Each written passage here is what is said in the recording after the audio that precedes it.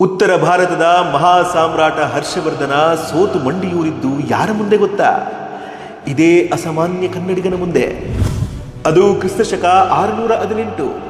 ಇಡೀ ಆರ್ಯವರ್ತವನ್ನು ಗೆದ್ದು ಸಕಲೋತ್ತರ ಪತೇಶ್ವರ ಎನಿಸಿಕೊಂಡಿದ್ದ ಹರ್ಷವರ್ಧನ ದಕ್ಷಿಣದ ಮಣ್ಣನ್ನು ತುಳಿಯಲು ನರ್ಮದಾ ತೀರಕ್ಕೆ ಬಂದಿದ್ದ. ಆದರೆ ಅಲ್ಲಿ ಅವನನ್ನು ಎದುರಿಸಿ ನಿಂತದ್ದು ಕನ್ನಡದ ಮಣ್ಣಿನ ಅಪ್ರತಿಮ ಕಾವಲುಗಾರ, ಚಾಲುಕ್ಯರ ಸಿಂಹ ಇಮ್ಮಡಿ ಪುಲಕೇಶಿಯ ರುದ್ರಾವತಾರ. ಇದು ಕಲ್ಪನೆಯ ಕಥೆಯಲ್ಲ, ಇತಿಹಾಸದ ದಾಖಲೆ. ರವಿಕೀರ್ತಿ ವಿರಚಿತ ಐಹೊಳೆ ಶಾಸನದ 23ನೇ ಶ್ಲೋಕ ಘರ್ಜಿಸಿ ಹೇಳುತ್ತಿದೆ: ಭಯವಿಗಲಿತ ಹರ್ಷೋ ಏನ ಚಾಕಾರಿ ಹರ್ಷಃ.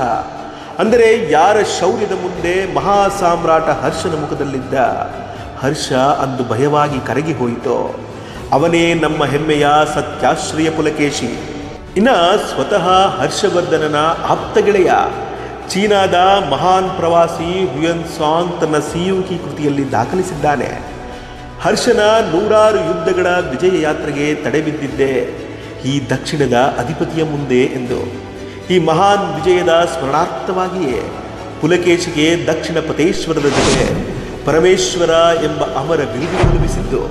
ಕನ್ನಡಿಗರ ಶೌರ್ಯದ ಸಂಕೇತವಾದ ಈ ಘಟನೆ ನಡೆದದ್ದು ಇದೇ ದಿನ.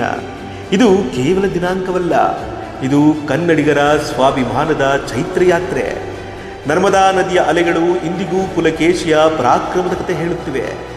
ಇತಿಹಾಸ ಮರೆತವರಿಗೆ ಈ ವೀರಗಾಥೆಯನ್ನು ತಲುಪಿಸಿ. ಬಾದಾಮಿಯ ಮಣ್ಣಿನ ಈ ಸಿಂಹಗರ್ಜನೆ ಪ್ರತಿ ಕನ್ನಡಿಗನ ಮನೆ ಮನದಲ್ಲೂ ಮೊಳಗಲಿ. ಜೈ ಕರ್ನಾಟಕ ಮಾತೆ, ಜೈ ಚಾಲುಕ್ಯ ಸಾಮ್ರಾಜ್ಯ.